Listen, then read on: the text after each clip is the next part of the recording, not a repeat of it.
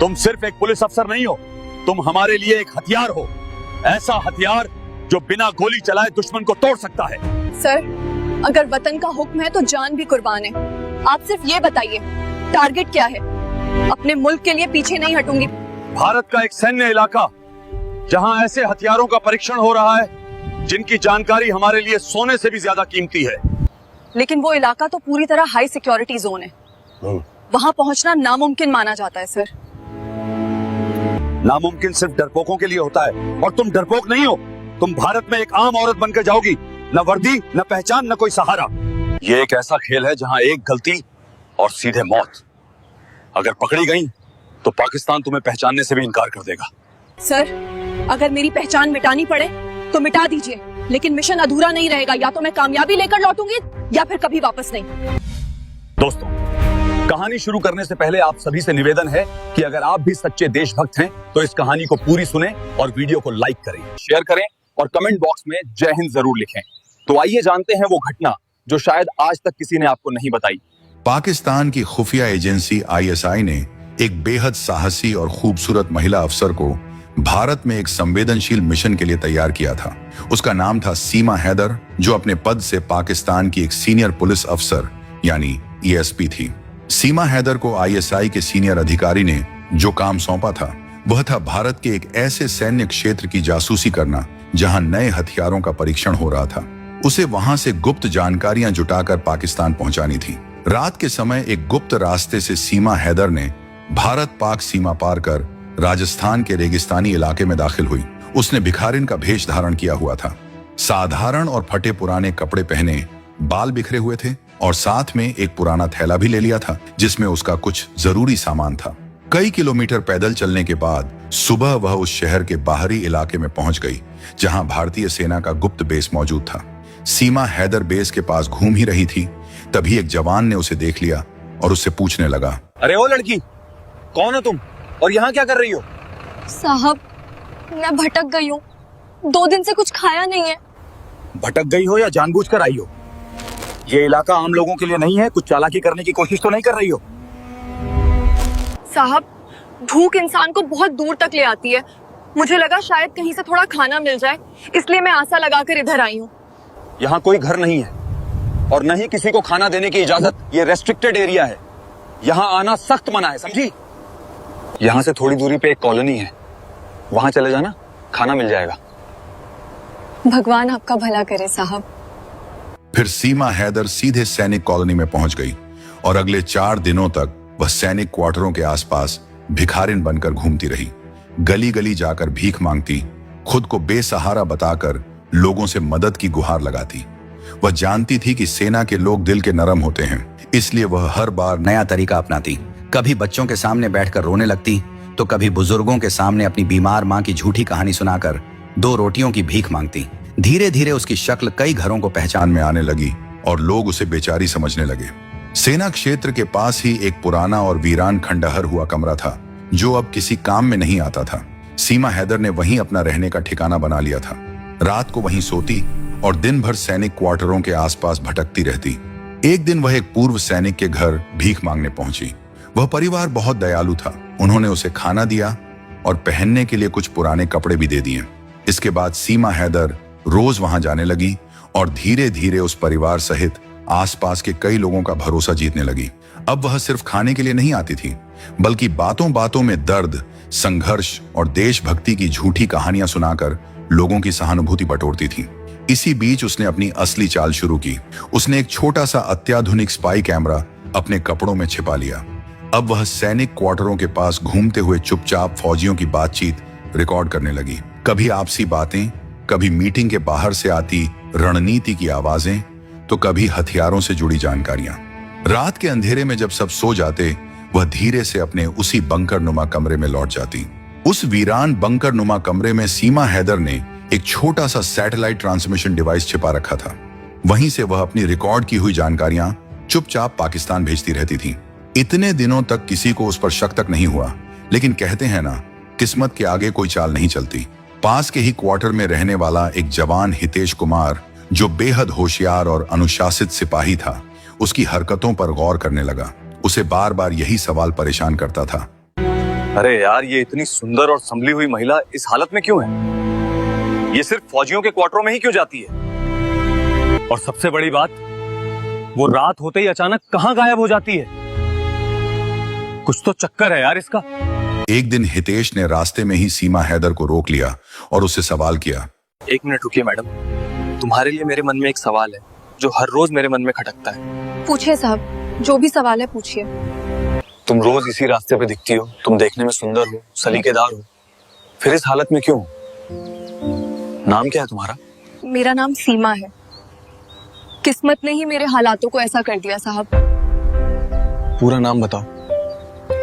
अब कोई पूरा नाम नहीं रहा साहब। 1 साल पहले मेरी शादी हुई थी, लेकिन कुछ ही महीनों में मेरे पति की मौत हो गई। क्या मौत? हाँ, उसी दिन से मेरी दुनिया उजड़ गई। अनपढ़ हूँ साहब, इसलिए भीख मांगकर ही पेट भरती हूँ। कुछ देर के लिए हितेश शांत हो गया, लेकिन उसके मन में शक की एक हल्की सी लकीर खींच चुकी थी। उसने तय कर लिया कि वह इस महिला पर नजर रखेगा। अब हितेश अपनी ड्यूटी के साथ साथ चुपचाप उस भिखारिन की गतिविधियों पर ध्यान देने लगा। वह देखता कि वह किस किस घर जाती है, किन लोगों से बात करती है। उसे यह देखकर हैरानी हुई कि वह औरत सिर्फ फौजियों के क्वार्टरों में ही जाती थी। आम नागरिकों से उसका कोई लेना देना नहीं था। हितेश के मन में लगातार सवाल घूम रहा था, उसका असली ठिकाना क्या है? वह रात को कहां चली जाती है? हितेश का शक अब धीरे धीरे यकीन में बदलने लगा था। एक रात उसने चुपचाप उसका पीछा करने का फैसला किया। वह दूर से दीवारों के सहारे छिपता हुआ उसके पीछे चलता रहा। सीमा हैदर उसी पुराने खंडहर के अंदर पहुंच गई जहां वह रहा करती थी। हितेश बंकर के पास एक पेड़ के पीछे छिपकर सीमा पर नजर रखने लगा। फिर 5 मिनट बाद हितेश ने खंडहर की टूटी खिड़की से अंदर झांका और जो उसने देखा, उसकी सांसें थम गईं। अंदर सीमा हैदर बिल्कुल अलग रूप में थी। फटे कपड़े नहीं, बल्कि साफ सुथरे कपड़ों में थी। उसके हाथ में एक छोटा इलेक्ट्रॉनिक उपकरण था जिससे वह लगातार तस्वीरें और रिकॉर्डिंग्स भेज रही थी। सामने खुले नक्शे पड़े थे जिन पर भारत के कई सैन्य केंद्रों के नाम साफ लिखे थे। तभी वह धीमी आवाज में उर्दू में बात करने लगी। हितेश समझ गया, वह सैटेलाइट फोन पर पाकिस्तान के किसी अधिकारी से बात कर रही थी। हितेश का खून खौल उठा। उसने खुद से कहा, अरे यार, ये तो मेरी सोच से भी ऊपर निकली। मतलब ये है हमारे दुश्मन है। अगर इसे अभी पकड़ लिया जाए तो ये पता नहीं चल पाएगा कि इस साजिश की जड़ें कहां तक फैली हैं। इसका नाटक थोड़ा और देखना पड़ेगा। वह बिना कोई आवाज के वहां से अपने क्वार्टर लौट आया, लेकिन उस रात उसकी नींद उड़ चुकी थी। अगली सुबह हितेश सीमा को एक पेड़ के पीछे एकांत में ले गया। उसने सीधे शब्दों में कहा, अब कोई नाटक नहीं सीमा, साफ साफ सच बोलना। कौन हो तुम और पाकिस्तान को क्या भेज रही थी? क्या मतलब साहब? हाँ, मेरा मतलब वही है जो तुम सबसे छुपा रही हो। बताओ, तुम पाकिस्तान को क्या भेज रही थी? अगर मैंने सच बता दिया तो क्या तुम मुझे तुरंत पकड़वा दोगे? ये सब तुम्हारे जवाब पे निर्भर करता है। कुछ पल की खामोशी के बाद सीमा हैदर ने सच स्वीकार किया। कि मैं सब कुछ सच बताती हूँ। मैं पाकिस्तानी अफसर हूँ। मुझे यहाँ एक गुप्त मिशन पे भेजा गया था। तो अब क्या करोगी तुम?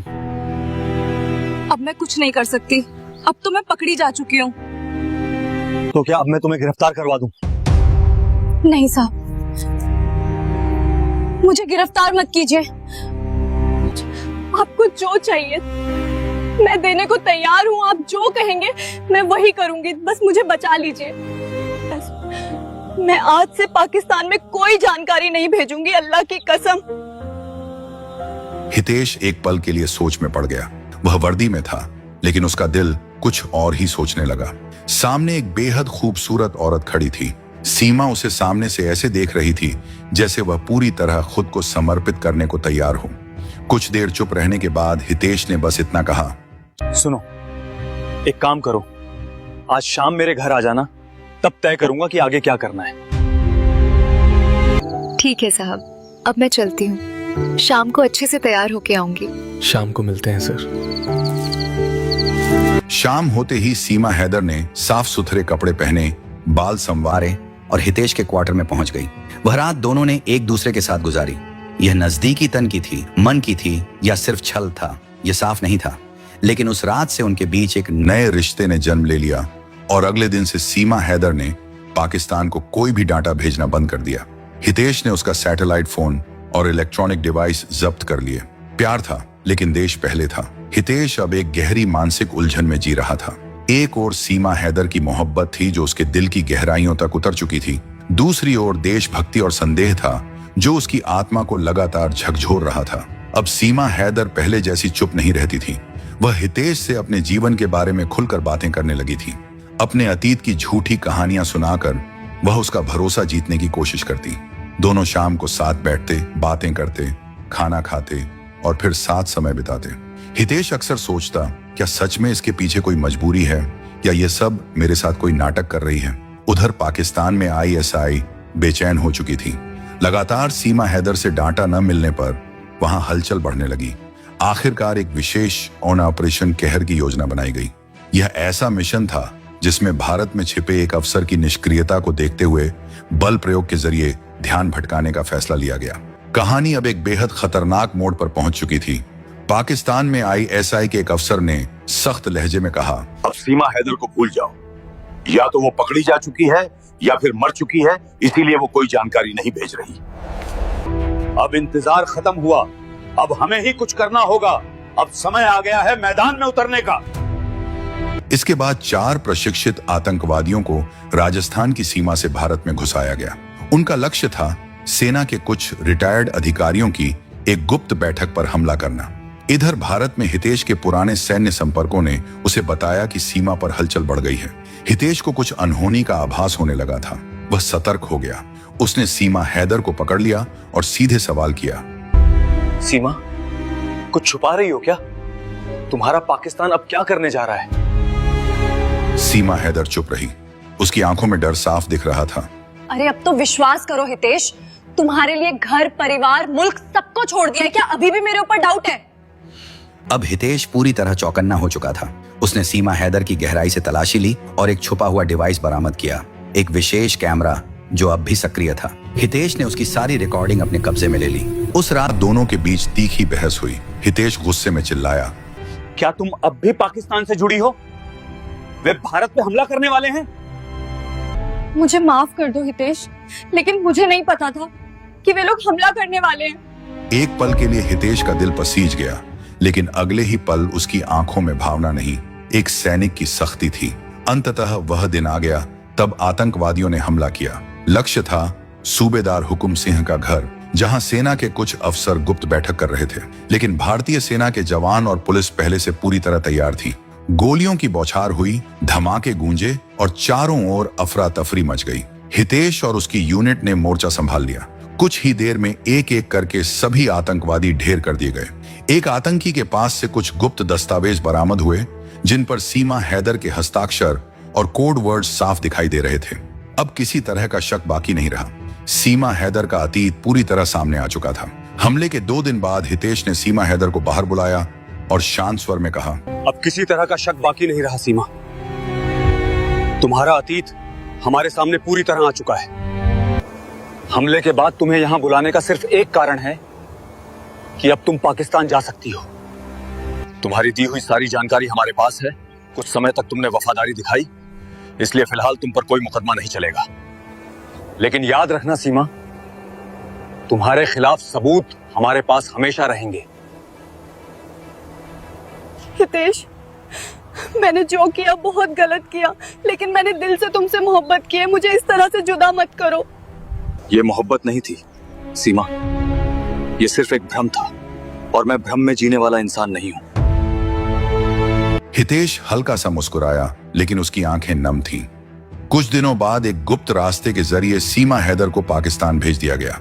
पाकिस्तान पहुंचते ही वह दोबारा आईएसआई से जुड़ गई। 6 महीने बीत चुके थे। इधर भारत में हितेश कुमार को एक नए गुप्त मिशन पर भेजने की योजना बनाई जा रही थी, ऑपरेशन फतह। यह मिशन पाकिस्तान की सीमा के भीतर घुसकर एक खतरनाक आतंकी नेटवर्क को पूरी तरह खत्म करने के लिए था। लेकिन हितेश को यह पता नहीं था कि इस मिशन के अंदर एक और परछाई छिपी है, सीमा हैदर। आईएसआई ने सीमा हैदर को दोबारा सक्रिय कर दिया था, लेकिन इस बार उसका लक्ष्य सिर्फ भारत नहीं था। इस बार उसका मिशन था हितेश कुमार की हत्या। कराची में हुई एक गुप्त बैठक में जनरल इकबाल ने उससे कहा, जो तुम्हारे दिल में रह गया है उसे खत्म कर दो, फिर इस खेल से आजाद हो जाओ। सीमा हैदर ने कोई जवाब नहीं दिया। उसके चेहरे पर अब न भाव थे न गुस्सा। उधर हितेश पाकिस्तान में घुस चुका था, नया भेष, नई पहचान और सिर्फ 2 साथियों के साथ। लक्ष्य था लाहौर के बाहरी इलाके में मौजूद एक फैक्ट्री जहां हथियार और बम बनाए जा रहे थे और वही हथियार भारत भेजे जा रहे थे। जैसे ही हितेश फैक्ट्री के अंदर पहुंचा, उसकी नजर एक जाने पहचाने चेहरे पर पड़ी। काले बुर्के में खड़ी सीमा हैदर। एक पल के लिए उसका दिल कांप गया, लेकिन अगले ही पल वह फिर सैनिक बन गया। उसने अपने साथी से कहा, अब यह सिर्फ एक मिशन नहीं रहा, यह पर्सनल भी हो गया है। हितेश ने फैक्ट्री पर हमला कर दिया। तेज धमाकों से पूरा इलाका गूंज उठा। आतंकी इधर उधर 3 भागने लगे, लेकिन तभी चारों ओर से गोलियां बरसने लगी। अचानक हितेश और उसके साथियों को आतंकियों ने घेर लिया था। तभी सामने से एक औरत आई और अपनी बंदूक से गोलियां चलाकर 2 आतंकियों को ढेर कर दी। वह थी सीमा हैदर। हितेश ने कहा, तुमने मेरी जान क्यों बचाई? क्योंकि मेरी आत्मा अब खामोश नहीं रह सकती हितेश। मैं तुम्हें मारने नहीं आई थी, मैं खुद को आजाद करने आई थी। ये भी कोई चाल तो नहीं? मुझे तुम्हारे देश से माफी चाहिए, मैं सारी सच्चाई उजागर कर दूंगी। बस मुझे एक मौका दो। भारतीय एजेंसियों ने सीमा हैदर को हिरासत में ले लिया। उसके बयान इतने विस्फोटक थे कि भारत सरकार को तुरंत संयुक्त राष्ट्र तक फाइल भेजनी पड़ी। उसने आईएसआई के ऑपरेशन कहर, आतंकी फंडिंग और राजनीतिक ब्लैकमेलिंग तक सब कुछ उजागर कर दिया। भारत ने पूरी दुनिया के सामने पाकिस्तान को बेनकाब साबित कर दिया। हितेश कुमार ने मीडिया से बस एक बात कही, एक गद्दार ने आखिरकार इंसानियत चुनी क्योंकि उसने एक भारतीय जवान से मोहब्बत की है। हम नफरत से नहीं, मोहब्बत से जीतते हैं। सीमा हैदर को भारत की जेल में रखा गया।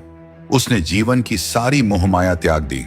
जेल में वह रोज गीता पढ़ती और अपने कर्मों का प्रायश्चित करती थी। एक दिन हितेश उससे मिलने जेल आया। सीमा हैदर ने उसकी आंखों में देखा और कहा, हितेश, मैंने तुम्हें खोकर अपने आप को पाया। अब मैं चाहती हूँ कि मेरी आखिरी सांस इसी मिट्टी में हो। देश से गद्दारी की माफी नहीं मिलती, लेकिन आत्मा को शांति जरूर मिल सकती है। मुझे अब वापस अपने कैंप पर जाना। तुम अपना ध्यान रखना। I don't understand. 6 वर्ष बीत चुके थे। ऑन ऑपरेशन फतह की गूंज अब अंतरराष्ट्रीय राजनीति के गलियारों से निकलकर इतिहास की किताबों एक में दर्ज हो चुकी थी। सीमा हैदर, जो कभी अपने देश के लिए जासूसी करती थी, अब 6 साल की सजा पूरी करने के बाद अच्छे व्यवहार और मानवीय आधार पर रिहा की जा रही थी। देखिए, हम आप सभी देशवासियों की भावना को समझ सकते हैं। आप सभी की बातें मानना हमारा कर्तव्य है। देखिए, ये फैसला भारत सरकार के लिए बिल्कुल आसान नहीं है। हमने आप सभी के विचार और भावनाओं की पूरी तरह से ध्यान रखने की कोशिश की है, लेकिन अंतर्राष्ट्रीय दबाव और मानवीय आधार पर हमें ये निर्णय लेना पड़ा। उम्मीद है आप सभी हमारे फैसले से खुश होंगे। यह फैसला भारत सरकार के लिए आसान नहीं था, लेकिन अंतर्राष्ट्रीय दबाव और मानवीय आधार पर यह निर्णय लेना पड़ा।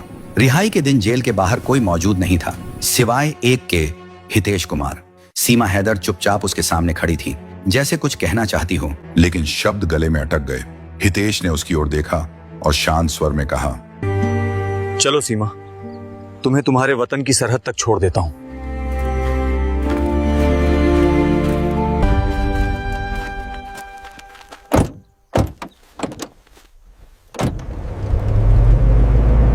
गाड़ी चल पड़ी। दोनों के बीच गहरी खामोशी पसरी थी, वह खामोशी जो हर शब्द से भारी होती है। अटारी बॉर्डर तक का सफर लंबा था। हर किलोमीटर के साथ उनकी सांसें एक दूसरे की नजदीकी और दूरी दोनों को महसूस कर रही थीं।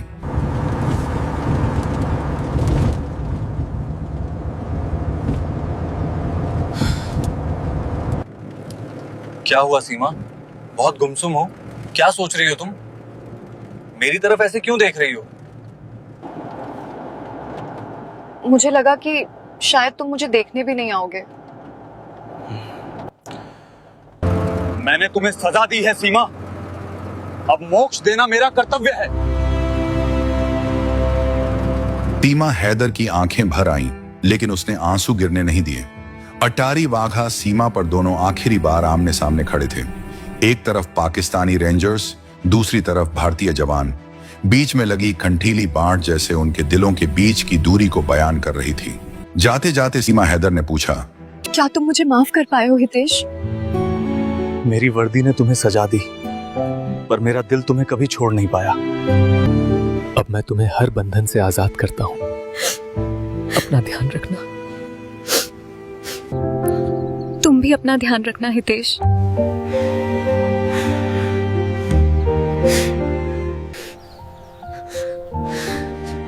अब मुझे जाना होगा हितेश। पता नहीं अब कब तुमसे मुलाकात होगी। सीमा हैदर ने सिर झुका लिया। उसकी आंख से आंसू की एक बूंद गिरी और अब वह पाकिस्तान की सीमा में आ चुकी थी।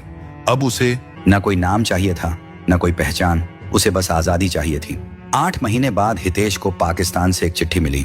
प्रिय हितेश, तुम्हारे देश ने मुझे सजा दी, लेकिन तुमने मुझे आत्मा दी। अब मैं मुल्तान में एक स्कूल चलाती हूँ जहाँ लड़कियां पढ़ती हैं और नफरत से दूर रहती हैं। शायद यही मेरा प्रायश्चित है। मैं अब तुम्हारी नहीं, लेकिन किसी और की गुलाम भी नहीं। हितेश ने चिट्ठी को चूमकर अपनी किताब के अंतिम अध्याय में रख दिया।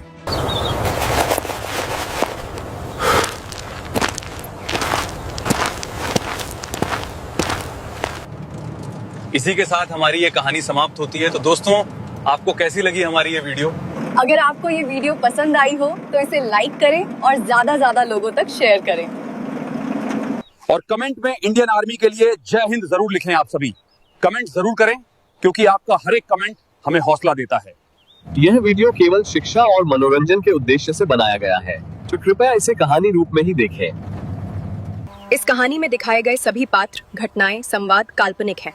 इनका किसी वास्तविक व्यक्ति, वस्तु, स्थान आदि से कोई संबंध नहीं है। मिलते हैं ऐसी ही रोमांचक कहानी के साथ। धन्यवाद।